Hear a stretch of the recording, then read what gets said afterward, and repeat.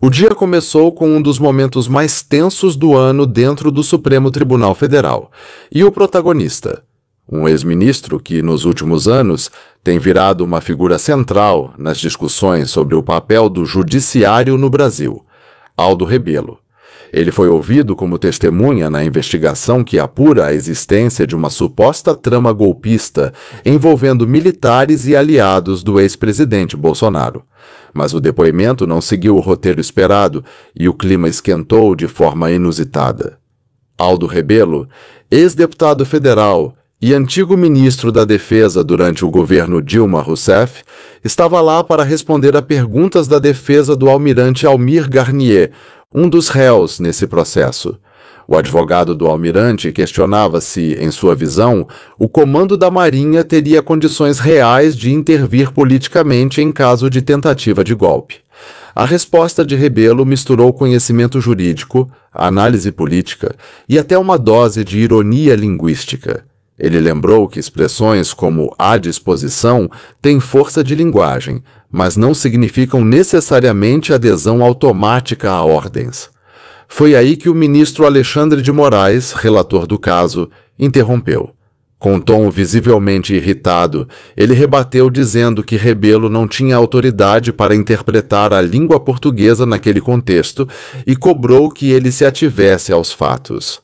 Aldo Rebelo, sem se abalar, respondeu que não aceitaria censura à sua interpretação pessoal da língua. Foi quando Moraes partiu para o mais inesperado, ameaçou prender o ex-ministro por desacato. E a pergunta que fica no ar é: onde está o desacato aqui? Um cidadão com histórico político e intelectual sólido, ex-parlamentar, ex-ministro, é chamado a depor como testemunha e, ao defender seu ponto de vista com argumentos racionais, é ameaçado de prisão? Isso não soa mais com cara de tribunal, mas de palco de confronto ideológico travestido de julgamento legal. E pior, essa não foi a primeira vez que algo assim aconteceu na mesma audiência. Aldo Rebelo, aliás, não é qualquer pessoa. É um homem que já esteve no PCdoB, defendeu teses marxistas, depois mudou radicalmente de posição, tornando-se crítico das ONGs e do ativismo ambiental. Em palestras públicas, ele já afirmou que a Constituição brasileira está ultrapassada, que cada ministro do STF age como se fosse uma Constituição ambulante e que esse poder crescente do judiciário acabou alimentando um sistema de insegurança jurídica. Ou seja, ele não apenas critica o Supremo, como entende profundamente os mecanismos pelos quais ele opera. E isso pode explicar parte da tensão. Um juiz acostumado a comandar audiências com mão firme, diante de alguém que não só não se curva, como também sabe jogar com as próprias regras do jogo. Pode ser que tenha sido isso que incomodou tanto. Mas será que uma ameaça de prisão é realmente proporcional a uma divergência de interpretação?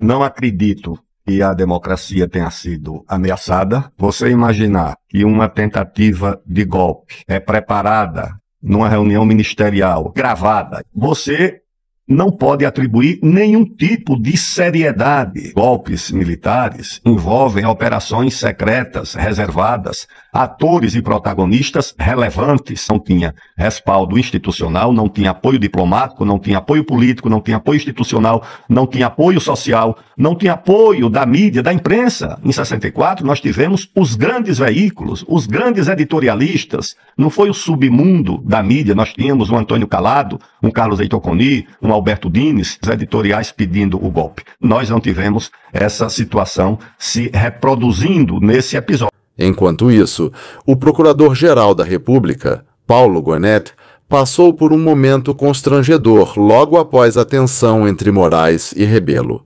Durante uma pergunta mal formulada, ele deixou escapar, com o microfone aberto, uma frase que viralizou.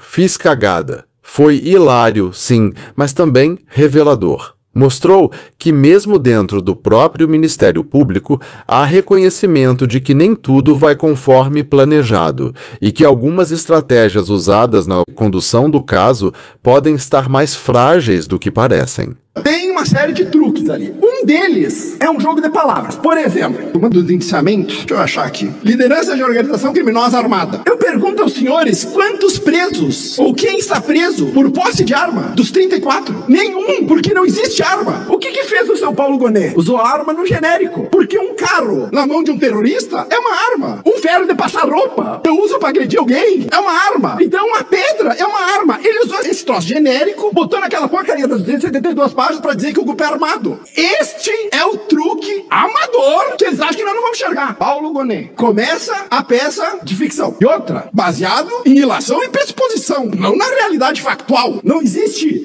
coordenação, não existe um PIX para organização, não existe nada. Existe organização moral. Esse troço abstrato, tirado da cabeça no caso da PGR, escolhido a dedo por Alexandre de Moraes. Vocês acham que tá ruim? Piora. Grande parte das 272 páginas é uma descrição dos discursos do Bolsonaro, das lives do Bolsonaro e das postagens do Bolsonaro. Nas lives, nos discursos, Bolsonaro simplesmente dá a sua opinião sobre as eleições e sobre as instituições. O que fez Paulo Gonet? Criminalizou a liberdade de expressão. Foi isso que ele fez. Não pegou o tweet, não pegou prova material, pegou o discurso para dizer Bolsonaro aqui quis aplicar um golpe de Estado. Este é o tamanho da fragilidade da peça apresentada pela PGR e enviada ao STF. Ele confunde deliberadamente liberdade de expressão com incitação à violência, que são completamente apartadas. Mas o Paulo Gonet faz isso o tempo todo. Por outro lado, outras testemunhas foram ouvidas e suas declarações começaram a corroer a narrativa inicial da trama golpista. O general Hamilton Mourão, ex-vice-presidente e hoje senador, afirmou categoricamente que nunca participou de reuniões sobre estado de exceção. Além disso, disse que Bolsonaro estava preparado para entregar o cargo após a vitória de Lula, inclusive assinando ordens de substituição dos comandantes das Forças Armadas. Uma atitude contraditória, digamos assim, para quem supostamente estaria articulando um golpe. E aí vem outra pergunta crucial. Se Bolsonaro já havia indicado os novos comandantes que assumiriam após a posse de Lula, faz sentido imaginar que ele pretendia derrubar o novo presidente com apoio militar? Parece improvável. Afinal, se for para dar um golpe, você muda os comandantes antes? Ou mantém os que já estão alinhados com você? Não há o que justifique a omissão da justiça militar. Acredito que temos que estar articulados. E aqui conclamo a todos que, por meio de palestras, entrevistas, artigos, postagens nas redes sociais, possamos mobilizar a sociedade e que cobre de forma pacífica e dentro da lei esses arbítrios que o STF vem cometendo. Que, na verdade, lamentavelmente, a Suprema Corte se torna instrumento das oligarquias regionais que querem subjugar o país ao seu jogo de corrupção, e no qual o Partido dos Trabalhadores, com todo o seu histrionismo, não passa de uma fachada para que os verdadeiros donos do poder façam o que querem e bem entendem. Outro ponto que balançou a estrutura da acusação foi o depoimento do comandante da Marinha, Marcos Sampaio, que negou veementemente ter recebido qualquer ordem para impedir a posse de Lula ou interferir no processo democrático. Se o chefe máximo da instituição afirma isso, como sustentar a tese de que a Marinha estaria pronta para agir?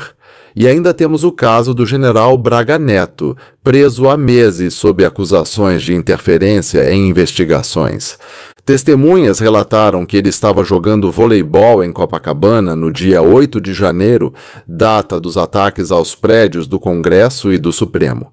Mais um álibi que complica a versão oficial. Será que estamos diante de um caso judicial montado com base em suposições e conexões frágeis? Será que, ao invés de evidências concretas, o que move esse processo são pressupostos políticos e uma narrativa pré-determinada? Enquanto isso, fora das salas de audiência, o cenário político começa a se redesenhar. Uma figura que ganha destaque é o desembargador Sebastião Coelho.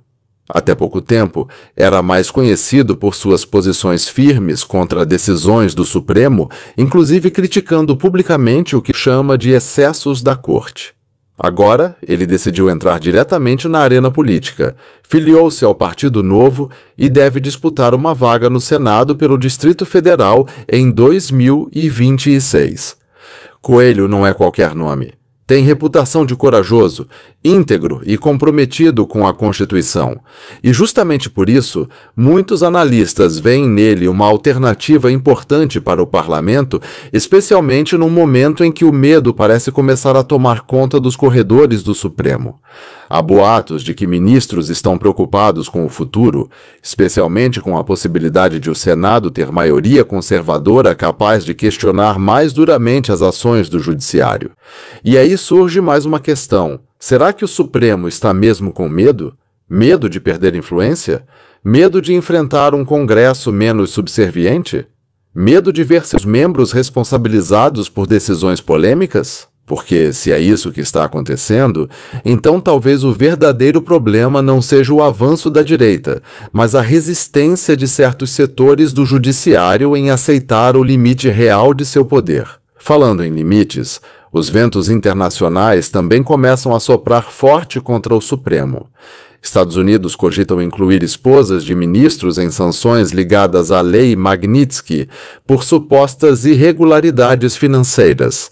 A ideia é punir não só os juízes, mas também familiares próximos, caso haja indícios de que patrimônios foram ocultados ou enriquecidos ilicitamente através de escritórios ligados às cônjuges. Isso pode soar como exagero, mas é uma resposta direta a denúncias que, infelizmente, vêm sendo ignoradas pela imprensa nacional. E qual seria o impacto real dessas sanções? Imagina uma situação em que cartões de crédito simplesmente param de funcionar, contas bancárias ficam bloqueadas e viagens internacionais se tornam impossíveis. Tudo isso por causa de uma decisão judicial distante, feita em Washington. O Brasil vive uma encruzilhada. Ou assume o controle de sua própria justiça, ou corre o risco de ter seu destino influenciado por interesses externos.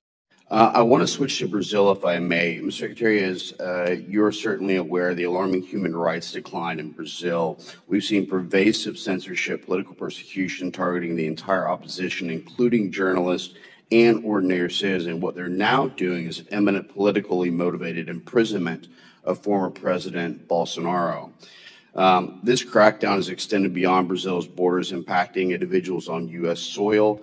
The 2023 Financial Times article actually talked about this. What do you intend to do, and would you be looking at Supreme Court justice sanctioning of Alexandre de Moraes under the Global Magnitsky Act? That is under review right now, and it's a great possibility that will happen. Thank you so much, Mr. Secretary. With that, I yield back. E agora vamos falar de censura, um tema que, paradoxalmente, aparece mais forte do que nunca num país que se diz democrático.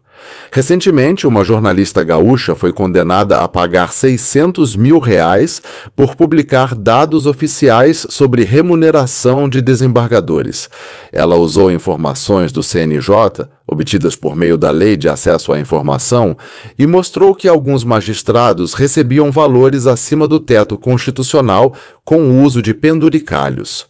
A resposta judicial foi dura, multa pesada e uma sentença que ecoa como aviso a todos que pensarem em investigar ou questionar o poder judiciário. A Justiça condenou o jornal Zero Hora e a jornalista Rosane de Oliveira. Essa condenação é o pagamento de uma indenização de R$600 mil a ex-presidente do Tribunal de Justiça aqui do Rio Grande do Sul. A desembargadora Iris Helena Medeiros Nogueira moveu esta ação por danos morais porque a jornalista publicou que ela recebeu em um único mês de 2023 R$662 mil, um valor que corresponde a 16 vezes o salário de um ministro do Supremo Tribunal Federal. Na decisão, a juíza Karen Bertoncello disse que a notícia induziu o público a acreditar que esse era o salário recebido todos os meses, sem especificar que era um pagamento extra e pontual. Para a Associação Brasileira de Jornalismo Investigativo, a própria sentença deixa claro que esses dados são públicos e verdadeiros. A Abrage também diz que a decisão da juíza põe em risco a liberdade de imprensa. E a pergunta que não quer calar é: onde está a liberdade de imprensa nesse contexto? Como podemos confiar em uma justiça que, ao invés de se defender com argumentos, recorre a processos milionários para silenciar quem ousa levantar dúvidas? Tudo isso mostra que vivemos um momento delicado. As instituições estão sob pressão, os papéis tradicionais estão sendo revistos e a sociedade precisa entender, de fato, o que está em jogo. Não se trata apenas de um conflito jurídico ou político, é uma batalha por valores, por transparência, por legitimidade. Mas, acima de tudo, é um convite à reflexão. Queremos um país onde a opinião é livre, mesmo que contrária? Queremos parlamentares que fiscalizem com rigor e não que se acomodem? Queremos imprensa que informe e não que obedeça? Essas são perguntas que cada cidadão precisa carregar consigo, porque o futuro do Brasil não depende só de quem está no poder, mas também de nós, que decidimos o rumo da nação com o nosso voto, nossa voz e nossa consciência. E termino com uma mensagem de fé. Deus continua no controle. Mesmo diante do turbilhão de incertezas, Ele guia os passos daqueles que buscam a verdade e a justiça. Que Ele continue nos protegendo, nos ensinando e nos fortalecendo para enfrentar os desafios do nosso tempo. Não esqueça de compartilhar esse conteúdo com amigos que também querem entender o que está acontecendo no país. Deixe seu comentário, participe da conversa e se inscreva no canal. Sempre tem vídeo novo para te ajudar a entender o mundo com clareza, profundidade e coragem. Até a próxima!